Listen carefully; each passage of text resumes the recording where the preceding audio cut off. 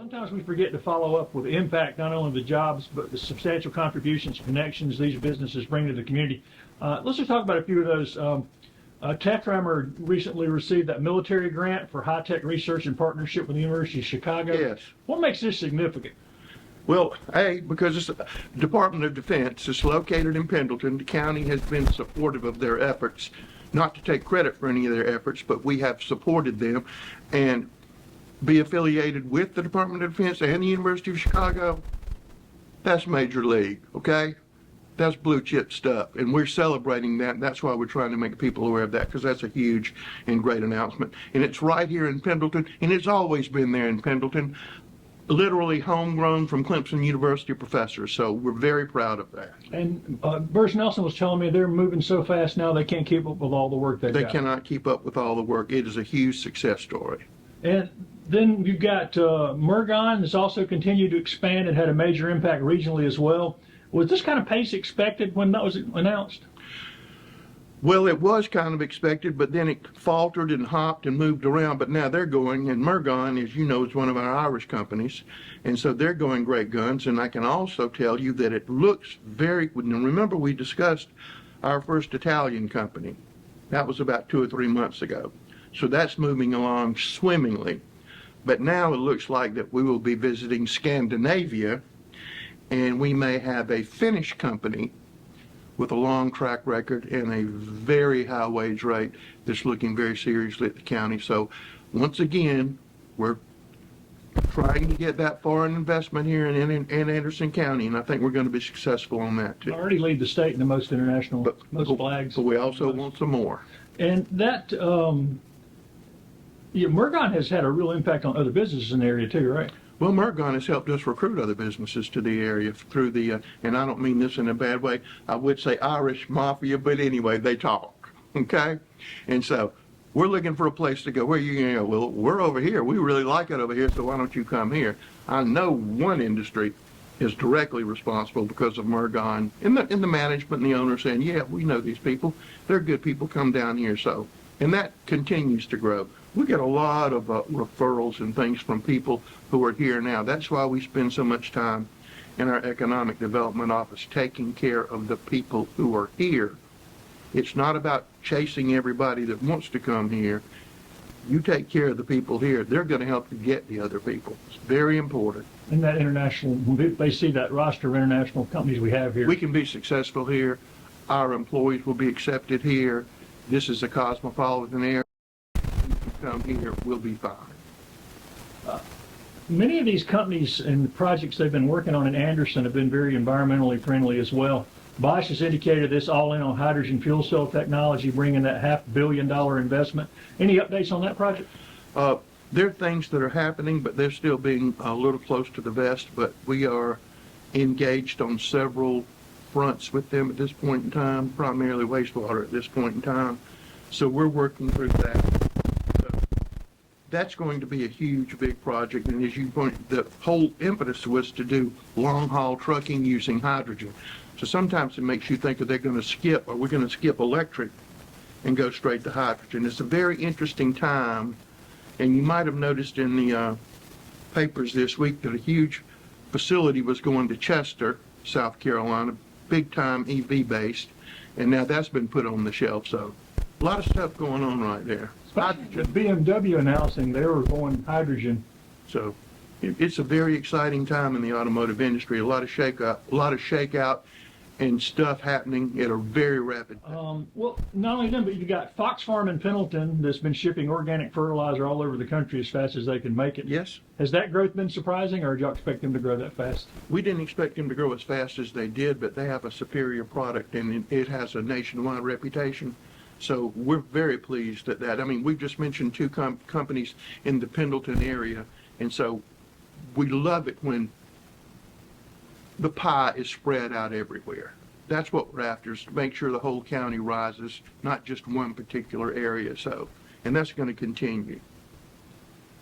And then you've got solely organic. It's very, if you drove by there, you wouldn't think anything of it, but they're shipping stuff all over. They're shipping stuff all over. Hydroponic farming, it's very cool. We've still got to get out there or something. And we still have to get in the door. Is this at least part of the strategy of economic development to look for successful green industry? Well, and people may not believe this, but we really do a lot to protect the environment in Anderson County. I mean, we probably lead in recycling. I was going to mention that. We have people who are actually out there trying to keep people from littering. And the companies that are here, usually first line, first quality companies, and that is part of what they've decided to do. And they like to congregate where like-minded companies are. So could you say that it's directly something that we've done? No, but it's something that's almost a byproduct of what we've tried to do. Which is quality industries with good wages. Yeah, if you don't pay any money, we don't need you here. Two of the largest employers, Michelin and TTI, have been sort of quiet news-wise. Are they both still growing? What have we heard from out there? I think Michelin is doing quite well, and I think they have exciting things on the horizon. And TTI is doing well. I think that they have done some retooling and reorientation, so I think they're eating that part of what they're doing right now, but they're still going great guns, still looking to put child care out there. So we're very pleased with everything happening out there. And of course, Arthrex continues to expand and open new buildings, and you talk about child care. And they have their child care center that's probably almost close to completion, but other things like Arthrex, I think there was an article in the paper about them, working with Habitat for Humanity. And a lot of our large companies and a lot of our small companies help Habitat and help a lot of the charities, and it's good to see that. But Arthrex is a first-class company. They're going to continue to grow, and one day that whole place will be absolutely covered. Any other big announcements in the works? Yeah, we've got a couple that we're working on. Maybe that Finnish company here pretty quick. We're excited about that, and several others that we're looking on. We're also excited about finally, after many, many months and years, that we actually now have the pumps for exit 14. The line has been in for some time, but there's such a big backlog on the pumps that operate the system. So we're expecting exit 14 to go live in maybe 2 months after we do the final testing and everything. So we're really excited about that because we know that there's a lot of pent-up demand in that area. So we expect that place to blow up. Sure, getting a lot of folks asking about locating there. Yes.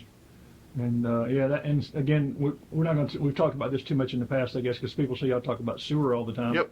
As unexciting as it is, it's the key to pretty much everything else. I've told you before. When I was going to school, I said, man, I just can't wait to get in the sewer business. Well, that's what I want to do. But again, I've told people, it's the lifeline. It's what makes things happen. Is first quarter usually a slow time in economic development, or it just depends? Yeah, because you have the hangover usually around Christmas and New Year's. Everything kind of slows to a crawl then, and then the first quarter people start ramping back up. So yes, it's a normal occurrence. And what about the county's business incubator? Were more businesses wanting space out there? Is there a waiting list? There's more people wanting space out there than we have space. But you can only stay there X amount of time until you get your feet on the ground, and then you have to go elsewhere. Remind me again what that is and how it works. Tell everybody where it is. It's out at 1428, right out there, the old Singer/Ryobi building, which is now owned by Anderson County, all 550,000 square feet, and it is absolutely almost completely filled with Sheriff's Department, Business Incubator, Clemson Extension Service, many county offices, many new businesses out there. When the problems occurred at the new courthouse, we had court at 1428, which everybody kind of liked a whole lot.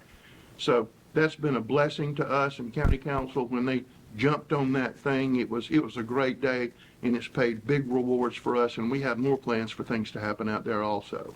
And have there been Plus, we have the stories? automotive. Yeah, there's some success stories, and there are going to be more success stories coming out of that. Jumping ahead, how important are well-maintained roads to the future of economic development in the county? You can get in your car right now and you can ride, and as soon as you hit Georgia, the roads are better. If you go to North Carolina, as soon as you hit North Carolina, the roads are better. They're vitally important. What do we sell around here a great deal? We're on I-85. I-85 needs a whole lot of work, but the interior roads in Anderson County need a whole lot of work. So council's put forth that proposal, which will be on the ballot about the penny sales tax. With the way it stands now, would raise around $50 million a year to fix up all the roads in Anderson County. And the state is additionally putting money in for their 1,250 miles of roads. So if we had that money, we could make sure that our roads were just as good as any other place in South Carolina. You see, Spartanburg just did it, and the Greenville County Council is now thinking about doing it. They're working towards that right now. But the council doesn't want to put any additional millage on somebody's home. They don't want to put an additional fee on cars. Cars cost a lot of money these days. And this is a fair and equitable way. 100% of the people in Anderson County would pay this, but about 30% of the total amount of money, 30 or 40%, would come from people who don't live here. So that would be a big help to us also. And you mentioned Greenville and Spartanburg. Spartanburg's already done it. If Greenville does it, we would be an outlier if we suddenly were the only one without any road. Yeah, well, Greenville will put it up before the people, just like the Anderson County Council will put it before the voters, and the people will have a choice. Anderson County Chamber of Commerce President and CEO Pam Christopher was recently named chairman of the South Carolina DOT Commission. How important is it for Anderson to at least have a voice in there?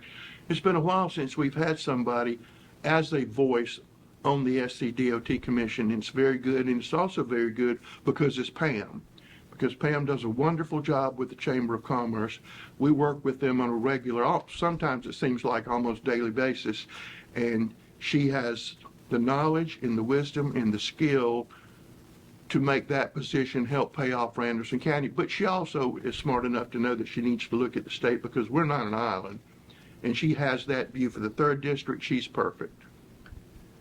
Moving back to Pendleton for a minute, after what seems like forever, the Pendleton oil mill is being demolished and that site cleaned up for future housing and retail, and Cheney Mills also moving ahead with their project. First of all, how will this help Pendleton? Well, that oil mill has been a problem forever. It almost splits the town in two. And develop that mixed use, put some housing, parks and things like that in there, and some retail space. I think it's just going to make Pendleton even better than Pendleton is right now. So it's very exciting. A lot of congratulations to the town of Pendleton and to the Pendleton Town Council, to Frank, to their city administrator, because they have been wrestling a bear. We've helped where we could, but they deserve the lion's share of the credit. And what about the rest of the mill sites across the county? Any updates on funding or cleanup in those? Well, we think that we've discussed Shakola and Honeypath, which we're excited about. We know we have $1 million. We're hoping to leverage that into $3 million, which I think we are going to be successful in doing. We are also getting closer after a long period of time. Hopefully, we're going to have some really good news on Equinox Mill in 4 weeks. We are hoping on that. And the project, the city county project across from the farmers market, I think now is almost fixing to blow up. So if that one, which I call the Chemtex project, just because people know where Chemtex is, if that one gets going great guns and Equinox gets going great guns, all of that whole area will be developed with retail, mixed use, housing, parks, and that would be something that would be fantastic and exciting, and we're doing everything we can to make sure that we create that environment and assist where we can. But I really think in 6 months we'll be seeing some exciting things on both of those properties. Both of those are sort of transformational for the city of Anderson, particularly. They will be hugely transformational, and I think it's just going to put a whole nother spin on how you look at Anderson, because if you look at Main Street, it's going to move the city in that direction, which I think will be good. And it's all in town, and the infrastructure's there, so it's not like you're running out in the woods and, well, we got to build a sewer line, we got to build some water lines, we got to do that. It's perfect. It's infill. That's the kind of development that you want that's economical, and anything in that area is going to be an improvement. It may be a little bit of a reach, but it's Anderson's West End. I mean, the way Greenville Could very well be Anderson's West End and has that potential. Is tax credit for those still a speed bump in getting some of these going? On the Equinox, I think that because of the strength of that project, I feel very good that they will be awarded those credits. Do they still need to loosen that up? Yes, they do. But I think the strength of the Equinox project will help us get those tax credits. Because if not, you're going to have all of these mills just sitting here. You're just going to have it. And much more costly to allow them to go into. Absolutely. In recent years, council's been having the budget ready in May, which is not so far away now. I know council's working on the budget. What are some of the challenges for the upcoming year budget? Well, the number of people in Anderson County, you know, in the census, they put us at 204,000. They do updates, okay? We just got the update. And we're now, according to the United States Census Bureau, around 212. Growth, the demand for services, that's what the challenge is keeping up with. And council hasn't had a tax increase 15 years. One year they went up a mill, the next year they took it back down. So that's kind of like an anomaly year. But just keeping up with the number of deputies that you need, the work on the roads that you need. You wouldn't think about this, but the pressure that puts on our animal shelter, Paul's. I mean, you know, 2 weeks ago we had another puppy mill right here in Anderson, and that stresses our people to no end, because it's just not one of those things that, let's ramp up for this event. It's like, no, bam, here's everything all at once and do it. And we do it, they do it well, but they get burned out. I mean, it's hard. The growth brings a lot of the problems, but I think that our revenue is looking good, and we always run real lean and mean, so I think we'll be fine. I don't see any tax increase coming this year. But maintaining buildings like this historic courthouse where we're sitting now is really expensive. Again, tell me what the current repairs here on this building, which is 126 years old. Any idea when they'll be done? The contract says they will be done in 7 months. Now, they finished the work on the new courthouse. The roof is finally on the new courthouse. So they're coming this way. It should take 7 months. If they finish it in 7 months, I'll be amazed. But that's what the time period on the contract says. And again, it's $8.3 million. It's nothing on the interior except interior timbers and things like that. So, Which were bad. which were rotten. Yeah. It was worse than bad. Right. And we already had to do some emergency timber replacement before we got to this. And So- the bricks were crumbling in place. Well, we don't want bricks falling and hitting people in the head. That's just not good. So after this, we ought to be good on the structural element and on the exterior envelope. So we'll be real excited about that.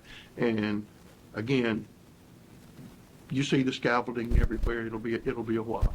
And it's been forever since anything was done. And of course, and the Absolutely. repointing these bricks will make it look better. It's going to have a good look. Yes, it will.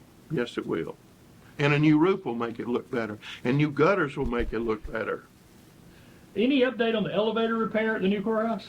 They are now open and wide open for business, and the court will transition back March the 1st to the new courthouse.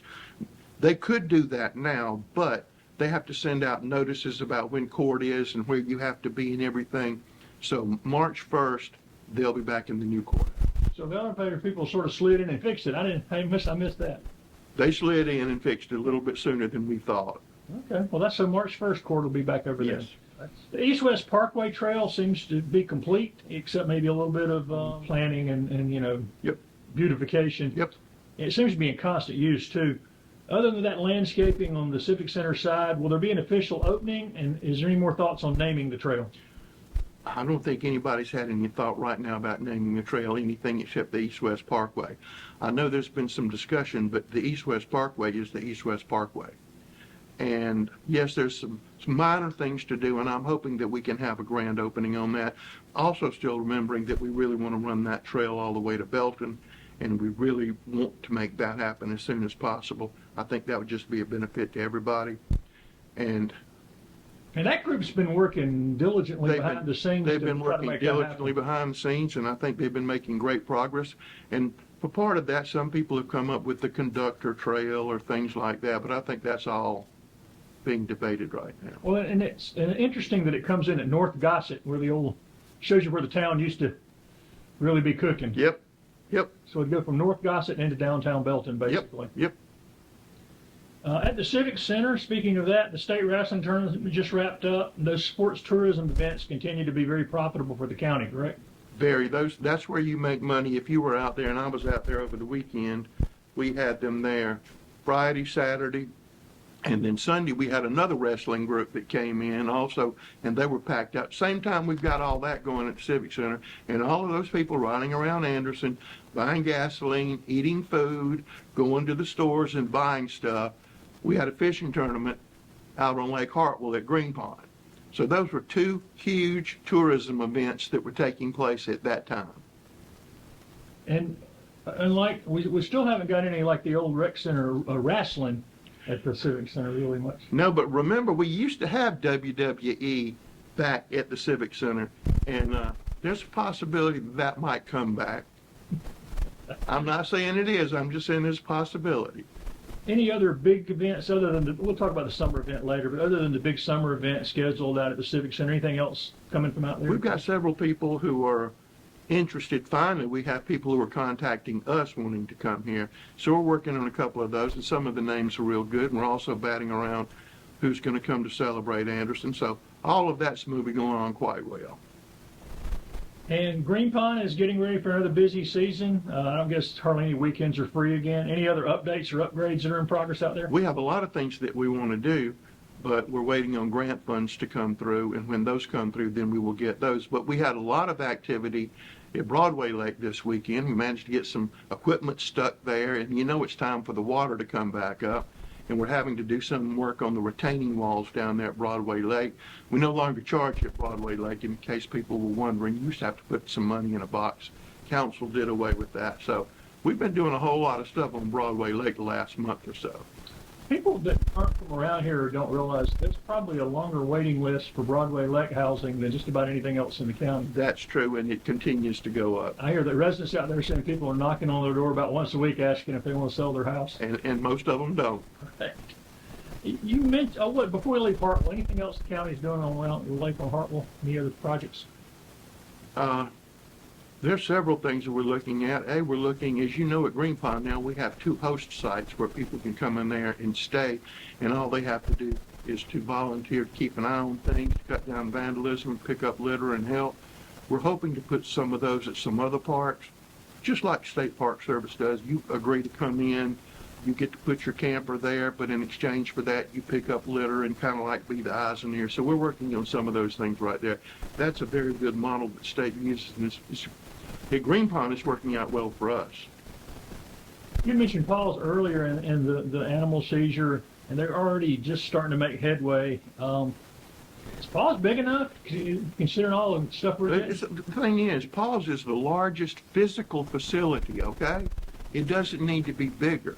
People need to be smarter and more caring. You know they're building a new they're building the first animal shelter in Spartanburg County, which blows my mind. Their consultant is our director, okay? Which they want to come work there, but we don't want her to go there. But the thing is to educate the public. We do everything that we can, they do, to keep these animals out of the shelter. If you don't have food because we receive so much money in donations, we will give you food. Or the donors are actually giving you the food. We will help you with medical problems. Anything that we can do. But spay and neuter, we've got to continue that. We work with the Humane Society on that also. But you just can't keep letting all these animals just accumulate. You could build 4 times the size and it wouldn't accomplish what it is. Education, take care of your animals. If you're not going to take care of them, don't get them. If you need a pet, if you need a cat, if you need a dog, I know where you can get one almost any day of the week. And we will help you take care of that animal. We will give that animal shots. And some innovative programs like for seniors, if they want a senior animal, they'll help them acclimate to the people and give them food and pay for their medical care and everything. I mean, it's very interesting. It is the most comprehensive setup that they have out there. I mean, they're setting things that are being copied all across the country. And then we get people say, well, I went out there and they wouldn't take my dog. Sometimes there's no room at the end. You know, there's no room at the end. That's why we have such a robust foster program. That if you can't keep this dog, could you keep it for 3 weeks? Could you keep it for a month? So they're working, and they're working hard. And you talked about people helping. I've noticed, including a lot of county employees participate in that foster program. They post on social media. Yes, they do. Yes, they do, because they believe in what they're selling. They believe it. Well, shifting to even more serious, the annual homeless count found the total number of people who experienced some form of homelessness for at least one night in 2023 was more than 5,000 in Anderson County. course, not all of these are permanently homeless, but the count and those who work with our friends and family and neighbors who might need help is increasing. And I know, unlike Greenville County and the city of Anderson County does not get direct annual appropriations from the federal block grant folks, which means we can't just devote a full-time department to that. No, but we almost devote a full-time department to it in different ways, like working on housing solutions Well, with the home consortium stuff, right? Home Consortium and all of that stuff. We're working with just about every group that has something to do with the homeless. Yeah, there's partnerships, and I think it's important to mention Home Missions and Home Missions and their housing navigator, which put 140 something people in. Put 140 people off the street. Right. And then AIM, and you're working with them, and then Rebuild Upstate keeps people in. And the NEMI group, and we're working with them too. So everybody we can work with. We're also working with Shalom and the Bridge program to help people who need help and recovery and a place to stay. The council, using opioid settlement money from that lawsuit, we're providing scholarships for them to go there. And if they need more, we will help them go there. So in the mental health court, throwing in another thing, the mental health court is almost ready to get kicked off big time. So and the drug court, and the drug court. So all of those things are going to be helping. But if people think that the homeless problem is just here in the city of Anderson, every town in the county, because we talk to every town in Anderson County because we're all just one big happy family, and they have homeless problems. I mean, they have their own homeless problems, so it's not just here. It's not just in Anderson. It's not in Greenville, and you can't ignore it, and you have to do something to try to alleviate it. You have to. And we're looking at transitional housing, using money, not county money, but places where these people can go temporarily until they get on their feet. Those people down there will help people get benefits they didn't know they were entitled to or weren't able to figure it out. They help people find a house. They help people find a job. Get their Social Security card, their ID Get card. their stuff. They help you reconnect people with families. I'm here. I want to go home to Pennsylvania. Here's a bus ticket. That'll take you there. And the county's made some extended efforts, especially in the Hope Missions area, to try to keep folks that do need extra help, and they are doing the things you're talking about. And they are doing the things we're talking about. They're the ones who are doing it. And you mentioned it is not just an Anderson problem, and also the word problem is certainly apropos to some degree, but it's more, we've not had a real homeless problem. Maybe a nuisance to some people, but it's not really a problem in the sense that some people want to make it out to be. Well, it seems to bother some people just tremendously. And then you have a whole group of people and a lot of businessmen here in Anderson who go out of their way, you wouldn't know it, to help those people by putting money, time, and effort into doing something to help those people. You don't know when you could be there or one of your kids could be there. You don't know. I mean, they're people. They might have had a bad break. I've had a bad break. You've had a bad break. Everybody has a bad break. Some people react to it differently, but they're worthy of help. And you've mentioned before, part of the county's mission is to provide services to all citizens in as much as it can, and that includes everybody, even people who do need a break. That includes any of the 212,000 people that live in Anderson County. If we're not doing something to make their lives better, then there's really no reason to have a government, and I don't think we're a burdensome presence on people, but we try to assist people with no matter what problem they have. We assist people with problems that I don't think any other government ever helps people with, but we just do that. And wrapping up, as we sit here, we're not too far away from the opening of the Anderson County Farmers Market. Anything new planned for this year? I haven't talked with Miss Nicomito, but I'm sure she has some wonderful things going. But can you imagine where that farmers market is? And then that development at the Chemtex property in Equinox, don't you think that might almost be in the center of town? Two things I will mention that I'm very excited about. We will be opening bids this Thursday on another phase of Kid Venture, and we will be opening bids on the playground at the Anderson Airport. So we're really curious, really worried, really excited to see what those numbers come in, because we'd really like to get those projects going. So we'll know that Thursday. Well, I know we've talked about the airport for a long time and what it's going to look like. What's the last part of Kid Venture? Is this the final stage? It will never be a final stage of Kid Venture. It will be another phase, but then, 212,000 people. we're going to keep adding things out there because you're going to have to keep adding things out there. And you're getting things going. I mean, the cricket people, they're already starved for space, okay? And you're having people, well, we don't have a place for just pickup game of lacrosse. We need some more splash pads. Maybe we need to build another splash pad out there. It's like there's something going on all the time.